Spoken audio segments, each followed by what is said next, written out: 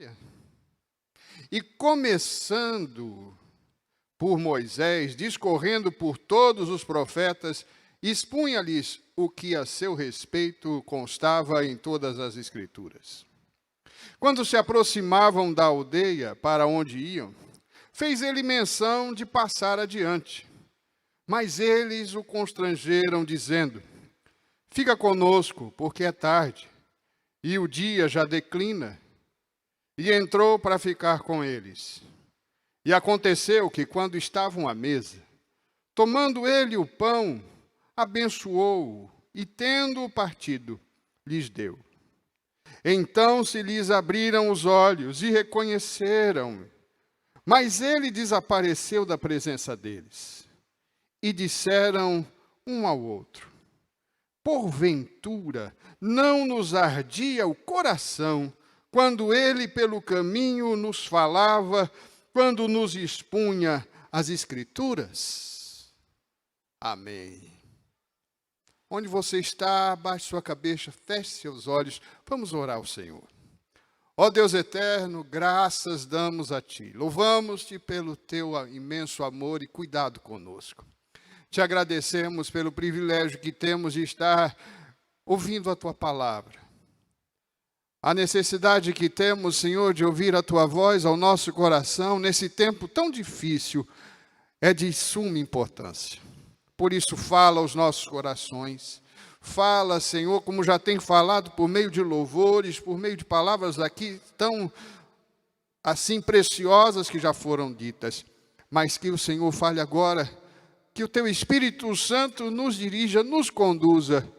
E que assim, Senhor, as palavras venham fluir para a glória do Teu santo nome, dando graças a Ti em nome de Jesus. Amém.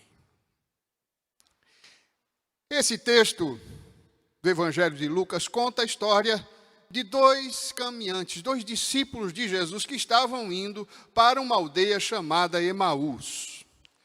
E conta que eles estavam indo no mesmo dia em que houve a ressurreição, ou seja, era o terceiro dia. Aquele dia da ressurreição.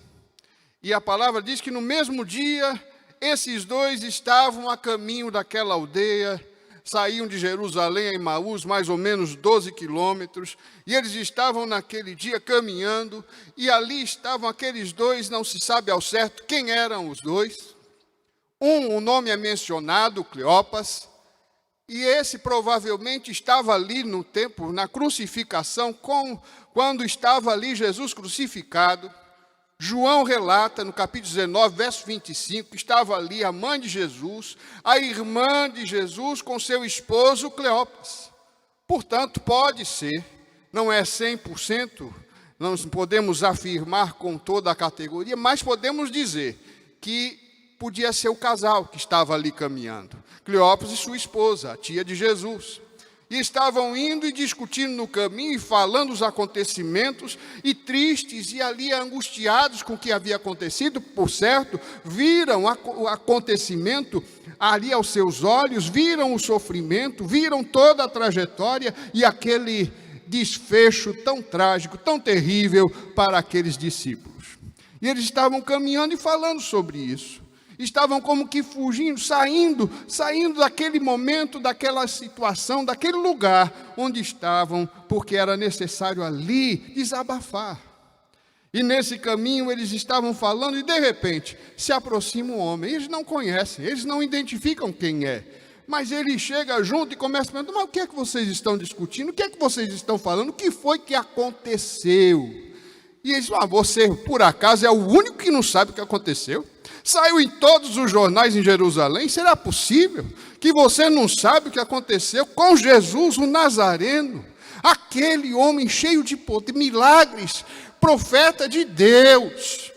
Mas nós esperávamos até que fosse ele, o resgatador de Israel. Esperávamos que fosse ele. Mas aí aconteceu todas essas coisas, embora algumas mulheres foram até o sepulcro, e ali tiveram visão de anjos, que falaram a elas que ele estava vivo. E até os discípulos foram confirmar o que aquelas mulheres haviam dito, e chegaram lá, mas não encontraram. E aí aquele homem falando com eles: mas vocês são tolos. São tolos, não estão entendendo o que aconteceu, não conseguem entender, são lentos em descobrir os que os profetas já haviam registrado sobre tudo isso.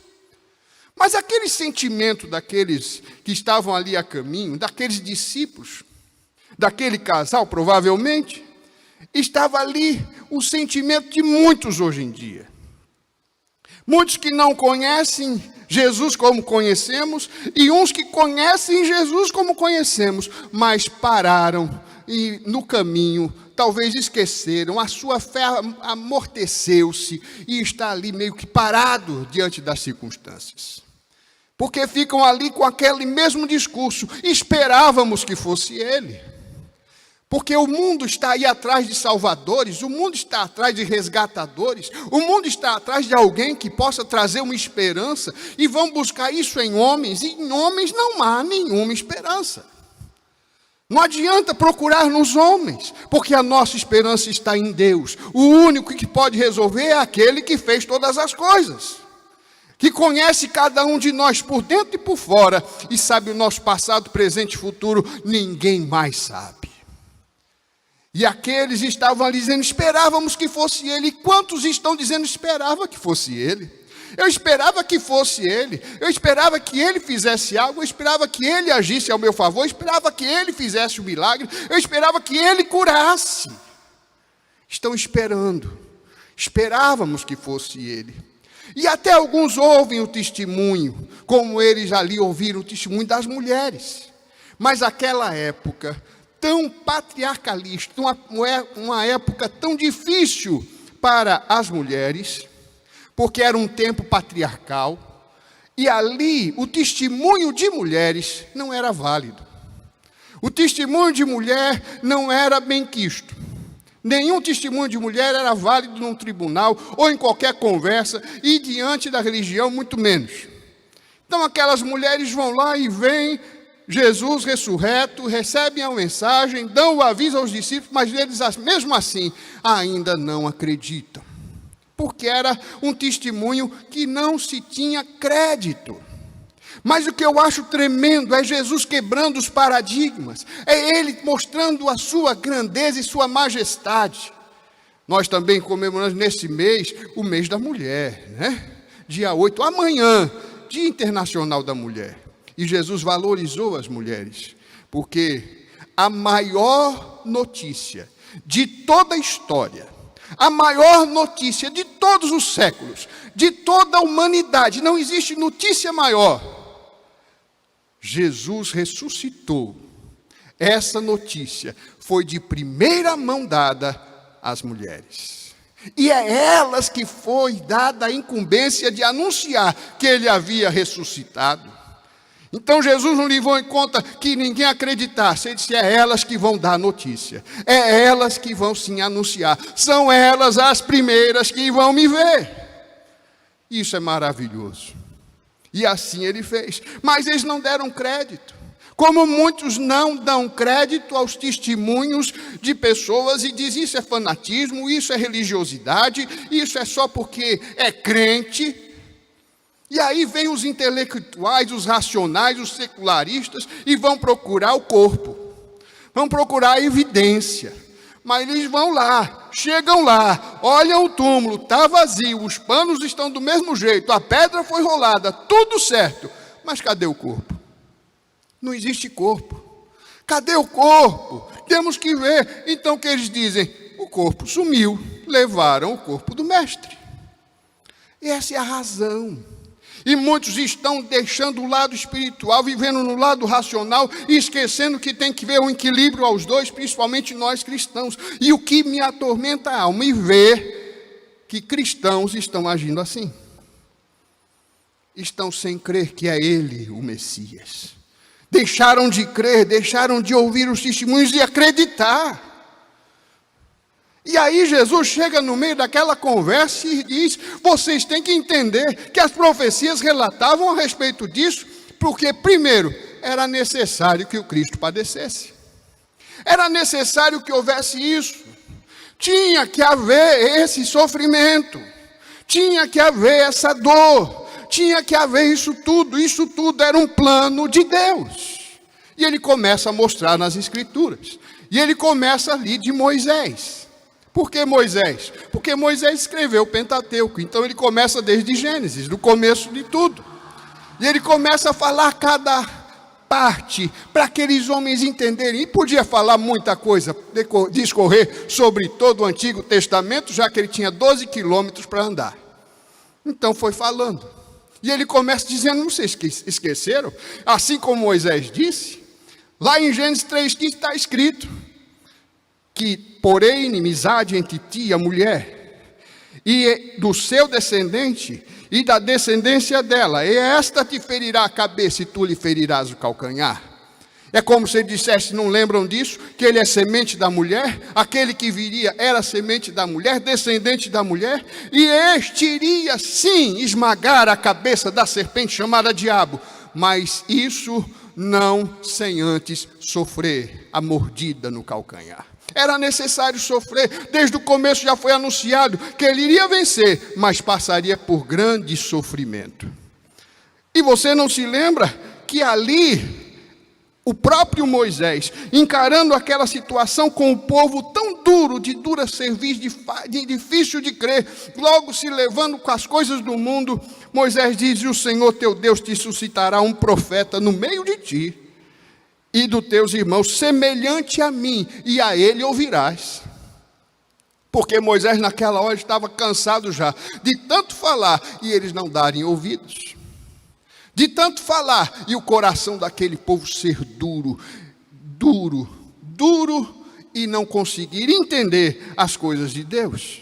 Assim como muitos não conseguem entender, como aqueles caminhantes que estavam sem entender, e Jesus lhe abre os olhos pelos profetas, e começando de Isaías já começa a dizer, vocês se esqueceram que ia nascer um menino, e esse menino o governo ia estar sobre os seus ombros, e o seu nome seria maravilhoso, conselheiro, pai da eternidade, príncipe da paz? Esqueceram que sobre ele, sobre o aumento do seu governo, haveria paz sem fim, e ele sentaria no trono de Davi. E agora lembrem-se disso, como o profeta disse, foi o zelo do Senhor que fez isso. O zelo do Senhor, Deus zeloso em fazer com que a sua promessa fosse fiel e verdadeira. Pois é, e ele continua dizendo, vocês não esqueçam que tudo isso aconteceu porque era necessário. E ninguém melhor do que o profeta Isaías para declarar isso. Quando ele diz, eis que o meu servo procederá com prudência, será exaltado e elevado, será muito sublime. E assim ele foi exaltado quando entrou em Jerusalém, ali montado num jumentinho, e as pessoas aclamavam, bem-vindo, bendito vem aquele em nome do Senhor, hosana nas alturas.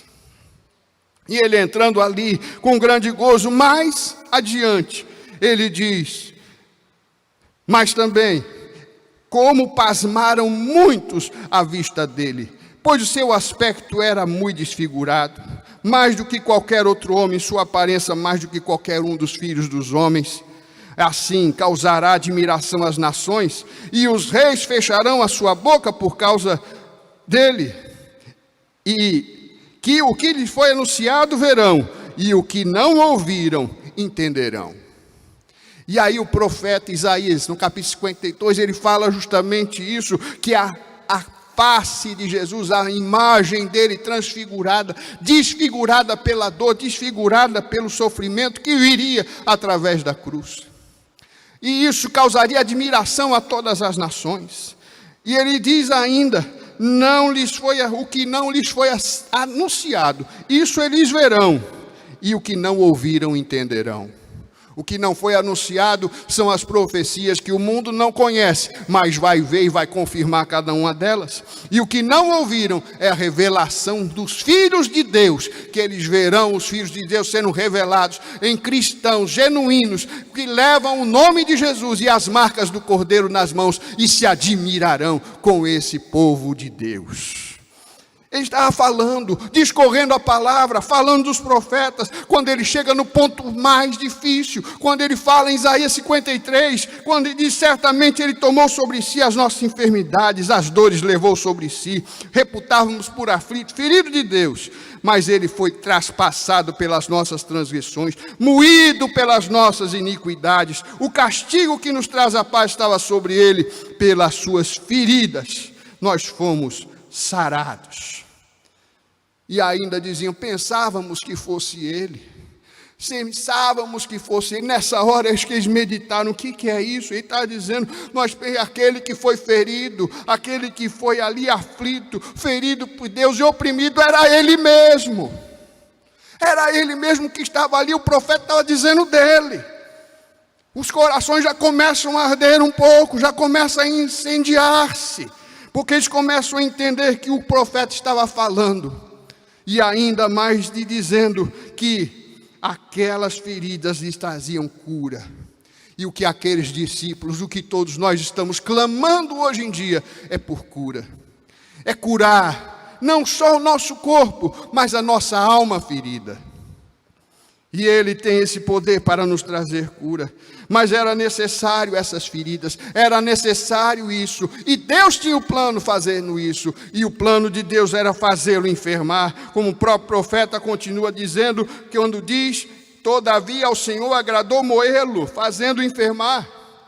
Quando der ele a sua alma como oferta pelo pecado, verá a sua posteridade e prolongará os seus dias, e a vontade do Senhor prosperará nas suas mãos. O que ele está falando? Deus assim o quis, Deus o fez enfermar, Deus o fez levar o castigo de todos, sim. Ele era o Cordeiro de Deus que levava o pecado do mundo. Ele levou a mim e a sua enfermidade, Ele levou a mim e a sua dor, Ele levou a mim e a nossa malignidade, Ele levou tudo isso na cruz. E ali morreu naquele madeiro. Ali ele sofreu a morte terrível naquele madeiro. E ninguém melhor do que o salmista para relatar isso, dizendo com a palavra, no Salmo 22, quando ele diz, a ti me entreguei desde o meu nascimento, desde o ventre da minha mãe. Era ali a história já dizendo que desde o nascimento já havia uma cruz marcada no caminho de Jesus. Desde o nascimento já havia uma oferta. Quando ele recebeu ali ouro, incenso e mirra de presente, já estava ali dizendo o ouro que ele era rei, incenso que ele era intercessor e a mirra que era o sacrifício. Estava ali anunciado desde o começo, e ele ali na cruz declara, derramei-me como água, todos os meus ossos se desconjuntaram, meu coração fez-se como cera, derreteu-se dentro de mim. Não foi assim que aconteceu quando aquela lança transpassou-lhe o lado e ali jorrou água, o seu coração derretido como cera. E ali ele fala ainda, os cães me cercaram, como súcia de malfeitores me rodeia, transpassaram-me mãos e pés. Isso é o salmista falando muitos anos antes, centenas de anos antes, dizendo que aquele ia ser traspassado, suas mãos e seus pés, suas mãos transpassadas pelos pecados que cometemos, os pés transpassados pelos caminhos errados que andamos, aquela coroa de espinho na cabeça pelos maus pensamentos que vivenciamos, e tudo isso no madeiro, um madeiro de morte, foi a sentença dada a Cristo, que não era dele, era nossa. Ali estava a palavra sendo dita, e no verso 18 ainda diz, repartem entre si minhas vestes, e sobre a minha túnica deitam sortes, tu porém, Senhor, não te afastes de mim. Naquele momento, Deus está falando justamente do momento terrível, quando ali na cruz ele grita, Pai, por que me desamparaste? Ele sentiu até o desamparo, ele sentiu a solidão, ele sentiu a dor maior de alguém. É aquela dor de sentir-se completamente sozinho e abandonado. Talvez algum dia na sua vida você sentiu isso. Sentiu a ausência paterna, sentiu a ausência materna, sentiu a ausência de alguém que lhe desse o colo. E ali Jesus sentiu isso, não porque o Pai o havia deixado, mas porque nós abandonamos o Pai. Ele sentiu ali o rompimento que o homem fez com Deus pelo pecado. E ali era hora de reconciliar pelo arrependimento. Tudo isso está relatado e ali Jesus foi discorrendo. Não sei se de fato são essas todas as palavras, ou muito mais, ou dentro de tudo que ele falou estavam essas profecias. Mas ele assim foi relatando cada passo de Jesus, cada passo, e falando não menos do poder da ressurreição. Quando ele diz: alegre-se, pois o meu coração e o meu espírito exulta, e até o meu corpo repousará seguro, pois não deixarás a minha alma na morte. Salmo 16. Quando ele fala isso, é como ele dissesse: mas tudo isso era necessário, mas ele não ia ficar morto. Ele não ia permanecer na morte, porque havia um propósito nisso tudo, havia um propósito a ser feito, e esse propósito era fazer uma nova aliança com o povo. Era fazer uma aliança firmada com a casa de Israel, como foi profetizada, porque ele diz assim, o profeta Jeremias: porque esta é a aliança que firmarei com a casa de Israel. Depois daqueles dias, diz o Senhor, na mente lhes imprimirei as minhas leis, também no coração las inscreverei, e eu serei o seu Deus, e eles serão o meu povo. Uma nova aliança, uma aliança agora feita com o sangue do Cordeiro de Deus. Não a aliança feita por Moisés quando saíram do Egito, quando mataram o cordeiro para cada família e derramaram seu sangue. Agora aquilo não era necessário fazer todo ano, agora não era uma obrigação anual, agora é uma vez por todas o cordeiro sacrificado. E ali vem a palavra mantendo essa confirmação, dizendo: firme é esse que é o pastor, o sumo pastor, o pastor verdadeiro de ovelhas, como foi dito hoje de manhã. Ele é o verdadeiro pastor, e ele diz assim: ele se manterá firme e apacentará o povo na força do Senhor, na majestade do nome do Senhor seu Deus, e eles habitarão seguros, porque agora será engrandecido até os confins da terra, e este será a nossa paz. Ele é Jeová Shalom, o Deus de paz. O Deus de paz, como diz Miqueias 5, 4, 5. E aí, quando ele vai discorrendo a palavra, de repente, depois de falar um bocado, chega um momento em que ele vai se aproximando da aldeia. E aí, a palavra diz: quando se aproximavam da aldeia para onde iam, fez ele menção de passar adiante. E ele fez com que fosse embora. E aí aqueles discípulos disseram: não pode não. Ele não pode ir embora. Não pode ir embora, não, fica mais um pouquinho, não vai não.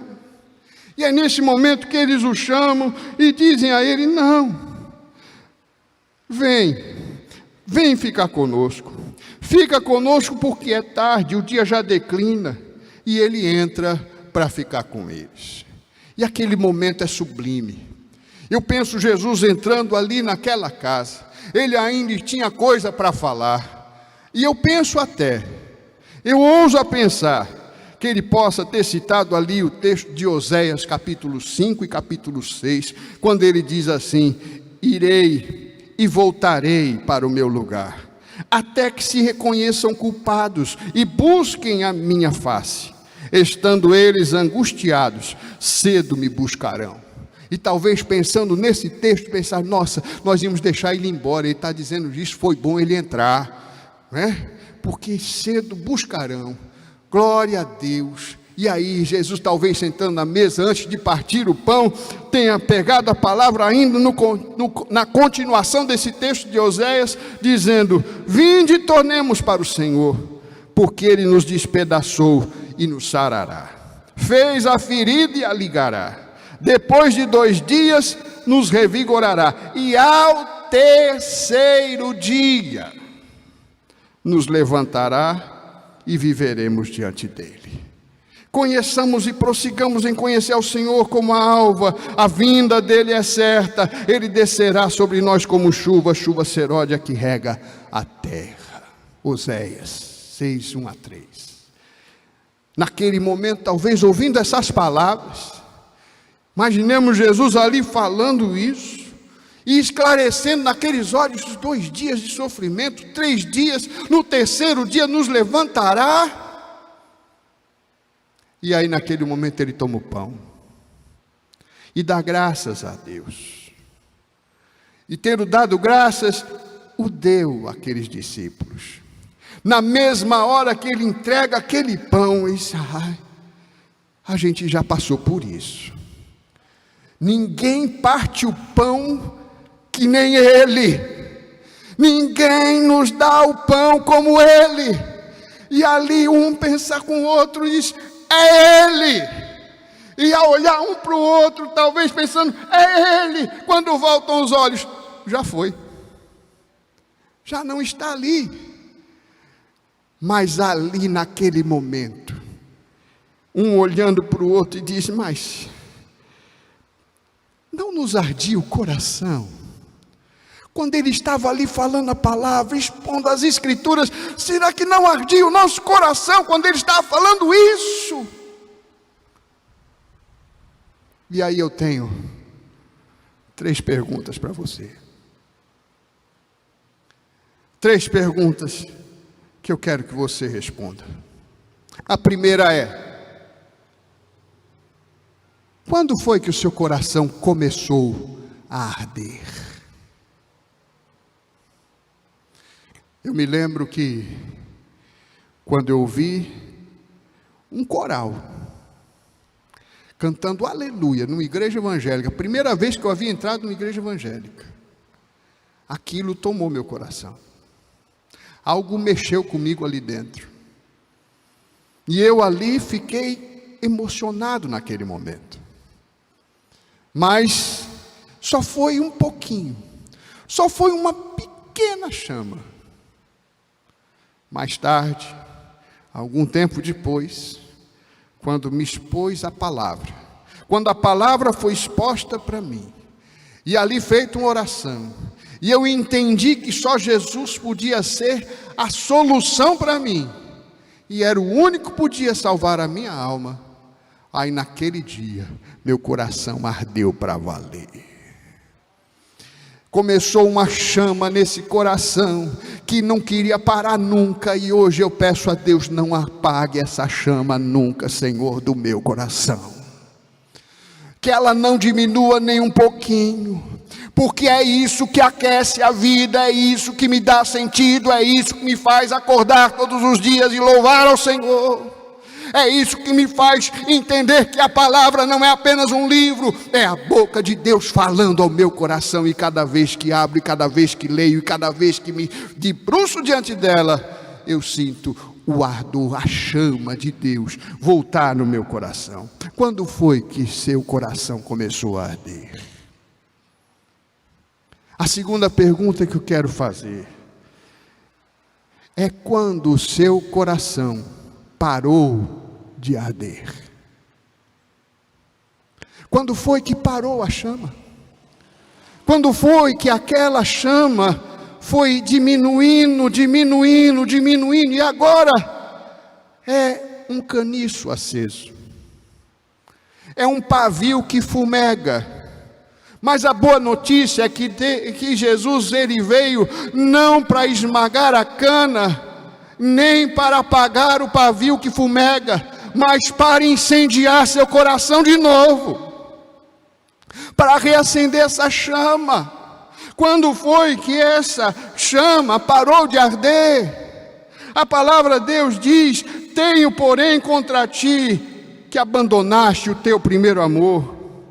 Lembra-te, pois, onde caíste, arrependa-te e volta à prática das primeiras obras. Senão, venho a ti e removerei do seu lugar o teu candeeiro, acaso não te arrependas. Aonde foi que parou de arder? Aonde foi que você caiu?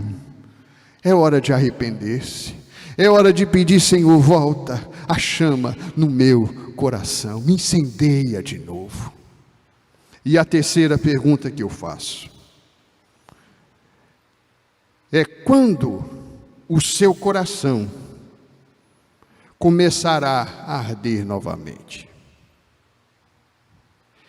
Será para muitos a primeira vez que vai arder. Talvez você que ouve agora possa estar sentindo algo no coração, esse queimor, é o Espírito Santo incendiando sua vida com a bênção de salvação, libertando das cadeias, quebrando algemas, trazendo cura para a sua alma.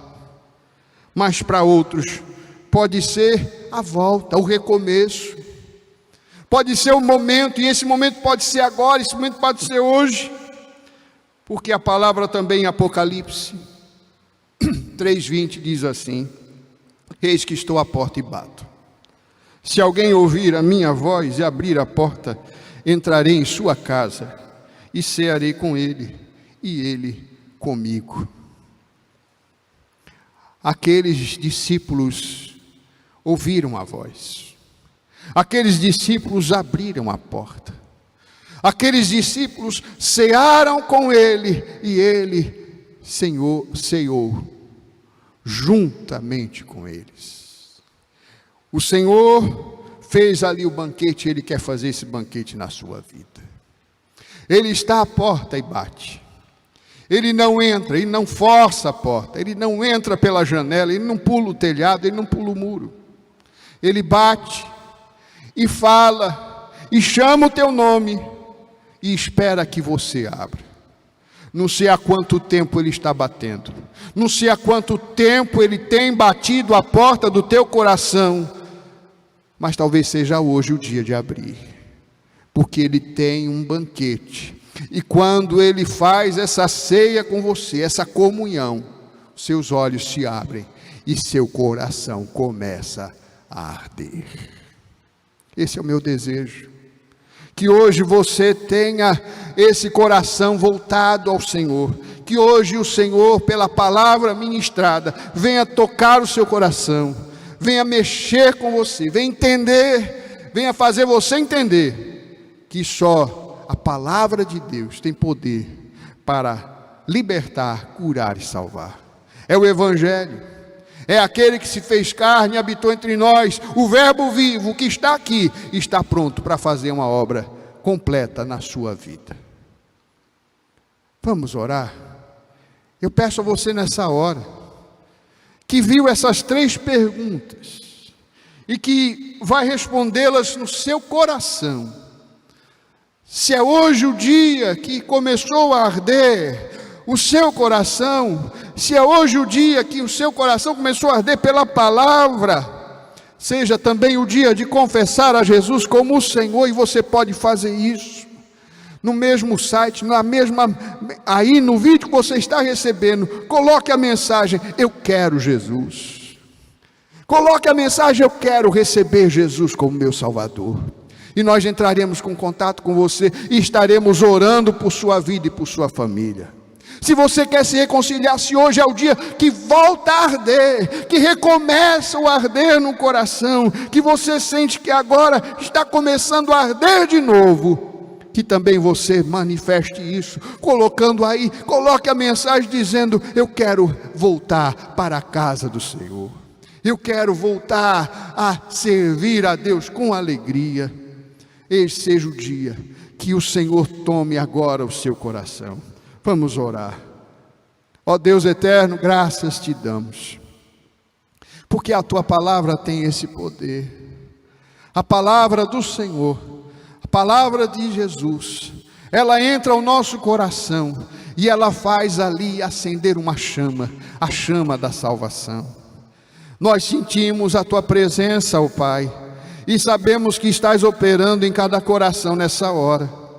Que a palavra da verdade penetre poderosamente e que assim, ó Senhor, vai trazendo em cada coração a certeza, desvendando os seus olhos, abrindo os seus olhos para conhecerem e prosseguirem conhecendo ao Senhor, que se revela a cada dia, que se revela para nós. O Senhor está aqui e a promessa dele é fiel e verdadeira.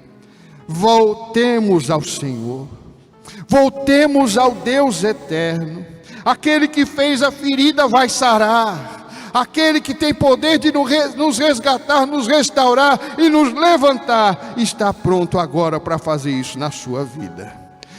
Por isso, prossigamos em conhecê-lo. Prossiga em buscar e conhecer ao Senhor, que como a alva se revelará, como a chuva temporã e seródia vai se derramar na sua vida. Que hoje seja dia de salvação na sua vida. Hoje seja dia de restauração na sua vida. Hoje seja dia de recomeço. Que o seu coração comece a arder. Que o seu coração continue ardendo. E que seu coração nunca pare de arder na chama da salvação. Isso nós oramos em nome de Jesus e para a glória dele. Amém. Que Deus abençoe, amados.